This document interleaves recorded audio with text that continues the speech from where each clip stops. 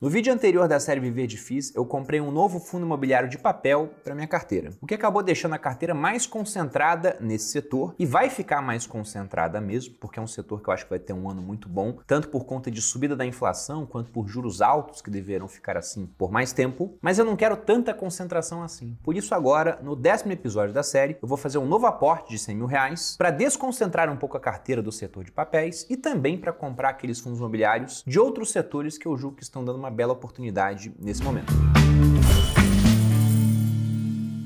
E aí pessoal do Você Mais Rico, quem fala aqui é Bruno Perini, criador do canal. E antes de entrar no assunto do vídeo, eu quero lembrar para vocês que nós faremos um evento gratuito aqui no canal Você Mais Rico, tocado pelo Felipe Santana, da Paradigma Education, que está publicando vídeos aos sábados aqui no canal, falando especificamente sobre criptomoedas, chamado A Ascensão das Criptomoedas. E ao final do evento, a gente vai abrir as vagas para a 4ª turma do Viver de Renda Cripto. Se você quer poder se inscrever no Viver de Renda Cripto com desconto de até R$1.000, eu lembro que nós temos aquela parceria com a Tuto, uma startup de gamificação, onde você, ao responder perguntas dos vídeos que eu faço, vai juntando pontos que podem ser trocados por até R$1.000 de desconto ou por R$500 de desconto no Viver de Renda Cripto e também nas turmas do VR, pode trocar por relatórios da Casa de Análise Speech. Então, uma série de benefícios ao fazer isso. Para quem quiser participar, há um link aqui na descrição. E não deixe de acompanhar o conteúdo da Ascensão das Criptomoedas, porque o Felipe é um dos caras que eu conheço que mais entende desse assunto e traz sempre um conteúdo bem interessante. Entrando agora no assunto do vídeo, no episódio 9 da série Viver de FIIs, eu comprei o fundo imobiliário KCRE11. E fiz isso porque, primeiro, o fundo estava negociando bem abaixo do seu valor patrimonial. É um fundo de papel que eu acho interessante, com uma proposta diferente. Entrando em mais detalhes desse fundo, o KCRE é o Quiné Acreditas, né? Então é da Quiné, uma baita de uma gestora, tem vários fundos muito bons, inclusive tem mais de um fundo da Quiné na minha carteira. E Acreditas trabalha com a parte de crédito. Então o que acontece nesse fundo é que Acreditas origina diversos contratos de home equity, ou seja, as pessoas que fazem empréstimos dando imóveis como garantia. Todos esses contratos entram num bolo, viram um CRI, ou seja, são securitizados para poderem ser negociados. E aí o KCRL pega esses CRIs de melhor qualidade, enquanto Acreditas, que faz a originação desse crédito e avalia o que é bom ou é ruim, pega aqueles subordinados, ou seja, aqueles que seriam mais arriscados. De modo que há um certo alinhamento, já que eles são obrigados a pegar os mais arriscados, então não podem correr tanto risco assim, porque no final isso vai fazer mal para o negócio deles, enquanto os menos arriscados passam para o KCRE. E no vídeo anterior eu mostrei que há uma certa pulverização também, porque não são poucas operações, mas sim milhares de operações dentro do CRI. E um outro motivo pelo qual eu queria pegar esse fundo é porque o mercado de fundos imobiliários, ele tem muita presença de pessoas físicas e não tem tanto institucional assim. Então ele é um mercado mais ineficiente, são pessoas com menos informações, com menos capacidade de análise, muito guiadas simplesmente por um ranking de dividendos. O cara vai lá num site daquele de análise gratuita, bota dividendos, ranquear e compra os que mais pagam e nem olha para aqueles que menos pagam. Sendo que o KCRE, ele é um fundo que não tem 12 meses ainda de bolsa. Então, quando você olha o dividendo dele em vários sites de análise, o que aparecia era simplesmente o dividendo pago até então, mas como se fosse um período de 12 meses, sendo que ele não tinha 12 meses ainda. Então, o dividendo ficava lá embaixo. Na época que eu comprei o vídeo, estava em 7,42. Para que alguém compraria um fundo de papel pagando só 7,42%, se há vários outros pagando 12, 13, 14%? Então, ele ficava meio largado de lado. Só que isso é uma questão de ineficiência, porque na hora que ele vai pagando outros dividendos, o pessoal vai corrigindo nos sites, mostrando o dividendo dele subindo ao longo do tempo. Então acho que simplesmente o valor patrimonial dele vai acabar fechando com o tempo. E por isso eu fui comprar. Só que como ele é um fundo que tem pouco tempo de vida e como ele atrai poucas pessoas físicas, que são as grandes responsáveis por volume nesse mercado de fundos imobiliários, ele acaba ficando menos líquido. Então no último episódio eu dei uma ordem de compra, achei que ia comprar, tava lá no topo do ranking, mas só comprei 2 cotas daquele fundo. Isso lá no dia 16 de fevereiro. Então depois, passado um tempo, no dia 8 de março eu fui lá e comprei o restante. O que ainda coloca o Creditas, no total fiz um investimento de mais ou menos R$29 mil,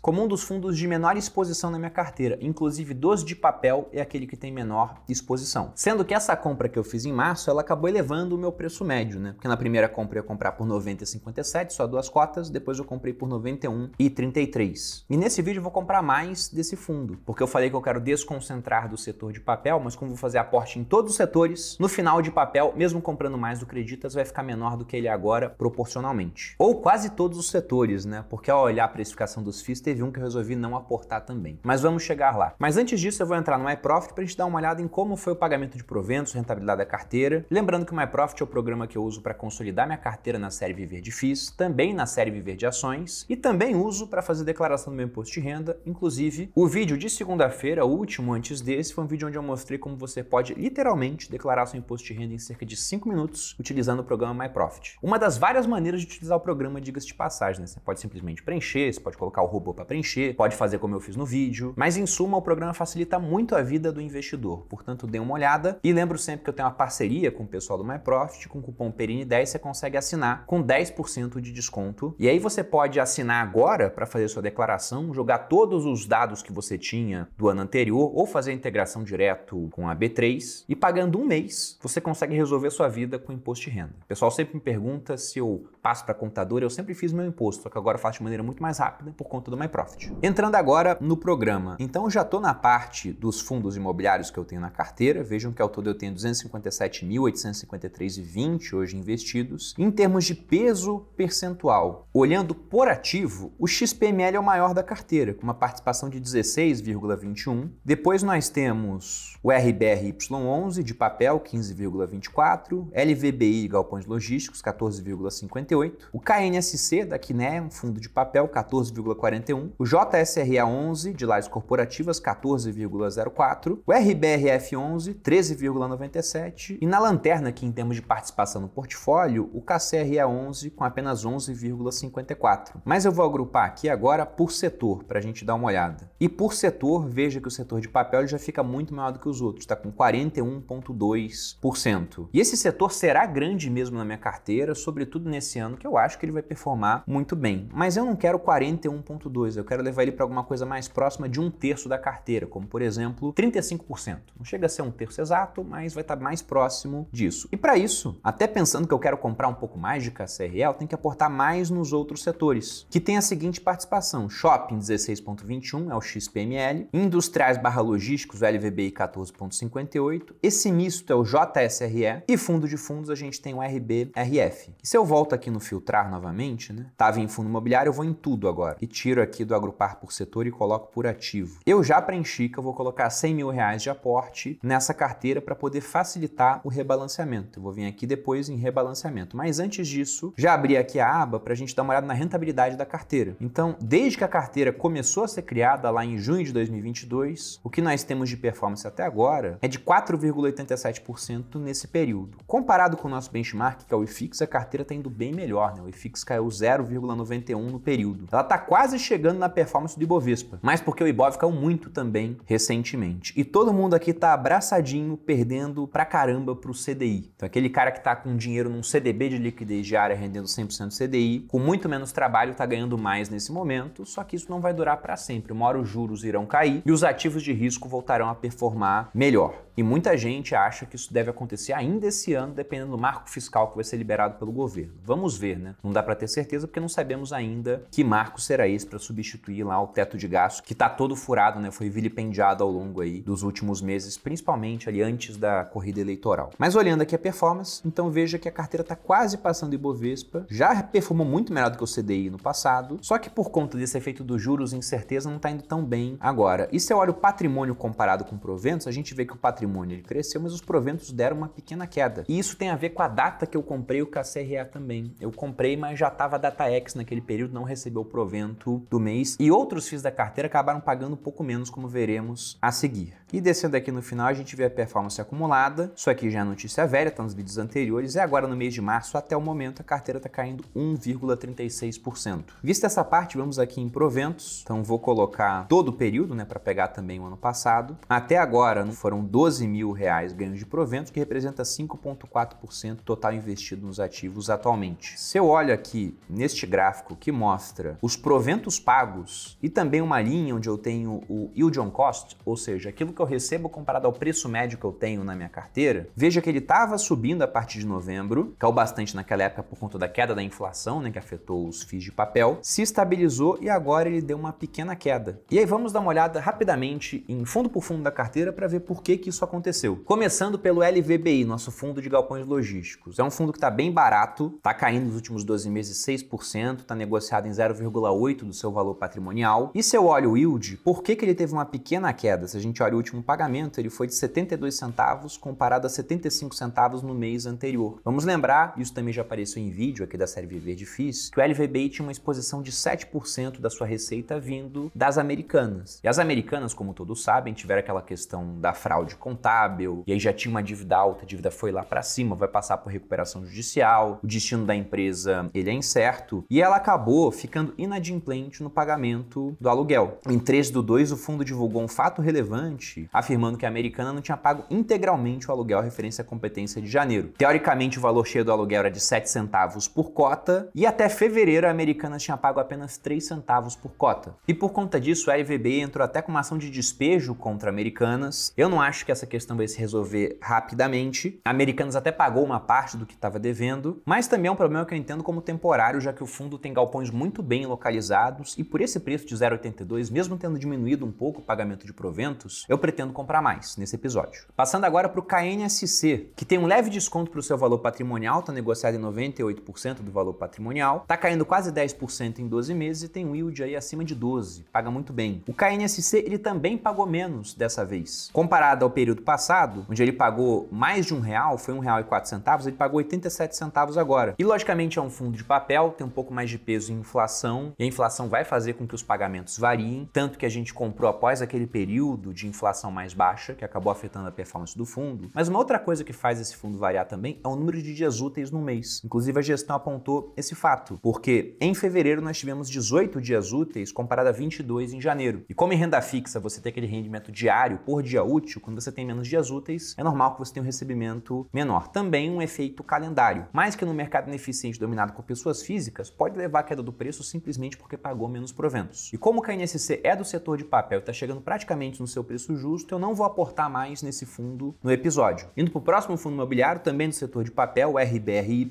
ainda negocia com desconto frente ao seu valor patrimonial, está em 0,96, cai um pouco mais de 8% em 12 meses e paga o maior yield da carteira, 14,82. Inclusive, enquanto os outros fundos pagaram menos nesse mês, ele teve um aumento no pagamento de dividendo no mês, saiu de 1,15 para 1,2. Inclusive, se a gente olha os últimos meses, ele tem aumentado os pagamentos. E está mais barato do que o KNSC, mas comparado ao KCRE, que é aquele que tem menor exposição na minha carteira e está mais barato do que esses, e novamente, como eu não quero concentrar tanto assim no setor de papéis, eu quero desconcentrar um pouco, também não vou comprar mais, apesar de ser um belo fundo imobiliário. Próximo fundo, RBRF, nosso fundo de fundos. Com um belo desconto sobre o valor patrimonial, está negociado aí a 0,8, também cai em 12 meses, um pouco mais de 7% e paga um yield de quase 12% nos últimos 12 meses. Muita gente não gosta de fundos porque fala que é pagar taxa sobre taxa, porque afinal de contas um fundo imobiliário já cobra uma taxa de administração. E você tem um fundo de fundos que compra esses fundos, já tem esse pagamento lá dentro e ele mesmo cobra uma taxa. E eu entendo esse argumento, mas eu discordo de que não vale a pena você ter um fundo de fundos na carteira. Primeiro, porque eu tenho aquela premissa que eu tirei do filósofo austríaco Friedrich August von Hayek de que o conhecimento está disperso pela sociedade. E eu vejo valor em gestão ativa, sobretudo em um mercado ineficiente, como é o mercado de fundos imobiliários aqui no Brasil, com poucos participantes, até tem bastante informação, mas o pessoal sem conseguir interpretar muito bem essa informação. Então acho que uma gestão ativa aqui consegue gerar valor. E o outro ponto é que você tem realmente taxa sobre taxa, mas nesse ambiente de vários fundos negociados por preços mais baixos, você também tem desconto sobre desconto, porque esse fundo tem uma gestão ativa, compra outros fundos, que em sua maioria estão negociados abaixo do seu valor patrimonial. Tem lá uma avaliação do patrimônio, o fundo vale, por exemplo, 1 bilhão na avaliação, está sendo negociado por 900 milhões, 10% abaixo. Só que para um fundo de fundos, o seu valor patrimonial é a participação que eles têm nesses outros fundos. E mesmo assim ele está sendo negociado abaixo dessa participação, em algo que já está abaixo do seu preço na avaliação patrimonial. Então é desconto sobre desconto, o que inclusive deve levar esses fundos a subir mais quando o mercado se reverter. Então eu gosto bastante dessa opção de fundo de fundos para ter na carteira para complementar. E por isso, inclusive, eu vou aportar mais nesse fundo. E quanto ao recebimento de dividendos, ele foi exatamente igual ao mês anterior, em 0,63 centavos por cota. Próximo fundo, XPML, que é a participação que eu tenho no setor de shoppings na carteira. Esse vai ser o único setor no qual eu não vou aportar nesse vídeo, mas já me comprometo a olhar outros fundos de shopping nos próximos vídeos pelo seguinte. O XPML está subindo nos últimos 12 meses, 5,49%, tem um yield aí de 9,23%, só que dos fundos que eu tenho, é aquele que está mais próximo do valor patrimonial. Nesse momento, ele está negociado a uma vez seu valor do patrimônio, enquanto praticamente todo o IFIX está negociando com desconto, sendo que vários outros fundos de shopping muito bons também têm desconto nesse momento, pagando um yield próximo do XPML. Então, por mais que eu goste do XPML e dos shoppings que estão no setor, e acho que o trabalho deles está sendo muito bom, a gente pode comparar o recebimento de dividendos que a gente tem esse ano com o do ano passado, e janeiro, fevereiro e março estão pagando mais do que no mesmo período de 2022, eu gosto sempre de lembrar daquela frase do Howard Marks, o mega gestor americano, que diz que você não fica rico comprando coisas boas, você fica rico comprando bem as coisas, ou seja, comprando bem. E eu não acho que, nesse momento, pagar uma vez o valor patrimonial com tanto fundo negociando com desconto seria uma hora de comprar bem. Confesso até que pensei se eu vendo esse fundo ou não, mas esse seria muita coisa para esse único episódio. Fica pro próximo vídeo da série Viver de FIIs essa decisão. Inclusive, se você gosta de algum fundo imobiliário de shopping, acha que eu devo dar uma olhada porque tá com um desconto bom sobre o valor patrimonial, tem belos ativos, deixa aqui nos comentários, já que eu pretendo realmente alocar em um outro FII assim. Falando novamente do KCRA11, que eu já citei aqui no vídeo, na minha opinião tem uma questão de ineficiência de mercado, para ele estar negociando agora a 0,92 do seu valor patrimonial, o que é mais barato que quando eu comprei no vídeo anterior. Então, embora eu esteja querendo desconcentrar do setor de papel, como eu vou aportar em praticamente todos os setores, exceto shoppings, mas já fica como algo para o próximo vídeo da série, como eu disse para vocês, eu vou comprar mais desse fundo e não vou comprar mais dos outros de papel. Então ele vai acabar sendo, dentro do setor de papel, a maior posição. E eu faço isso porque ele está mais barato em comparação aos outros. Então vou comprar mais que a CRA11 nesse vídeo. E por último, eu deixei aquele que é mais polêmico, que negocia com maior desconto sobre seu valor patrimonial, que é o JSRE11. Está com dividendo aí de 9,6% nos últimos 12 meses. É a maior queda da carteira, nos últimos 12 meses está caindo 15,92% e tem o maior desconto sobre o valor patrimonial também, está negociando em 0,54% do seu patrimônio. O que é totalmente descolado de negociações que você vê fora de fundo imobiliário, vamos colocar assim, no mundo real, do pessoal comprando metro quadrado nas regiões onde o JSRE11 tem participação. E, logicamente, muita gente não gosta desse fundo, até por isso que ele está sendo negociado com esse desconto tão grande, mas vamos lembrar que mercado financeiro só existe por conta dessa diferença de opinião, porque toda vez que você compra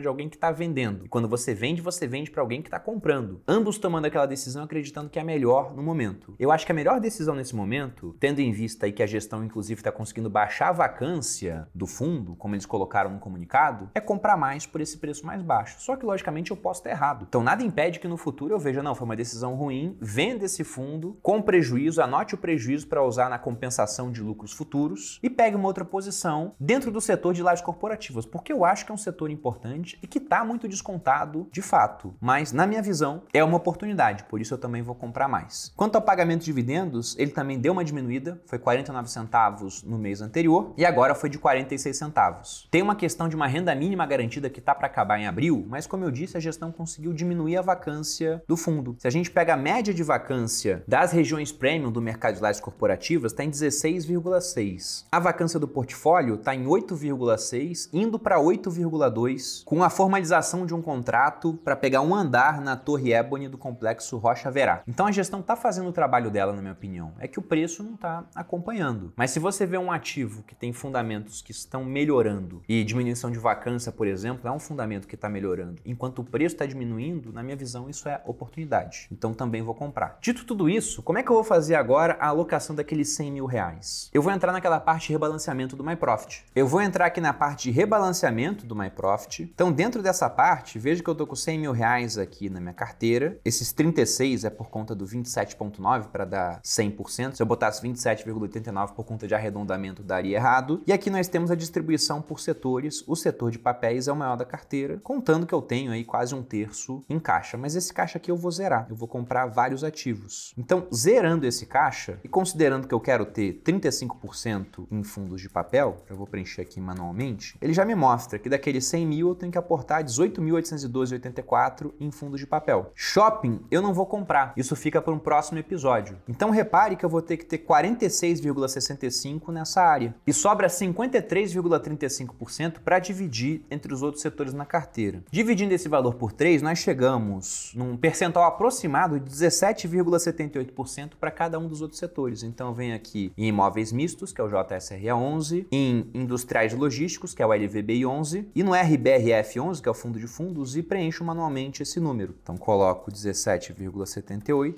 e aí o programa já me dá o quanto eu tenho que comprar de cada um. Pronto, eu já tenho aqui os valores dos 4 FIIs que eu tenho que comprar. E até para ganhar tempo eu já tinha feito 3 compras, pelo menos dado 3 ordens lá no home broker da corretora Rico. Não sei se todas foram executadas. JSRA11 já foi executado, KCRA11 bem pouco por enquanto e o LVBI também já foi executado mais da metade. Agora eu vou comprar só o que faltou, que é o RBRF11. Indo aqui no MyProfit, eu tenho que comprar 27.700 arredondando. Então coloco o RBRF, está 62,49. Vou colocar exatamente esse preço da última negociação. O mais aproximado desse número dá 443 cotas. Agora tem alguém vendendo por 62,50. Eu vou colocar um preço levemente abaixo. Vamos ver se o pessoal compra. Eu vou botar 62,47. Vai ficar como a primeira do book. Dou ordem de compra e pronto, ela está aberta. Já está aqui como primeira. Agora é esperar para ver se ela vai ser executada. Mas isso vocês vão ver no próximo vídeo do Viver de FIIs quando eu trouxer a atualização da carteira. E aí, se você gostou desse vídeo, deixe seu like, se inscreva aqui no Você Mais Rico. Inclusive, coloque nos comentários que fundo de shopping você acha que eu devo dar uma olhada, pensando aí em shoppings bem localizados, em uma certa distribuição geográfica, mas não precisa ser tanta assim, porque São Paulo, dentro do Brasil, é uma região melhor para você ter um shopping, e com um belo desconto sobre o valor patrimonial, já que o XPML praticamente fechou o gap que existiu. Agora está no valor. Como eu sempre digo aqui, o conhecimento está disperso pela sociedade, assim como vocês aprendem comigo, eu também aprendo com vocês. É isso, um grande abraço e até a próxima.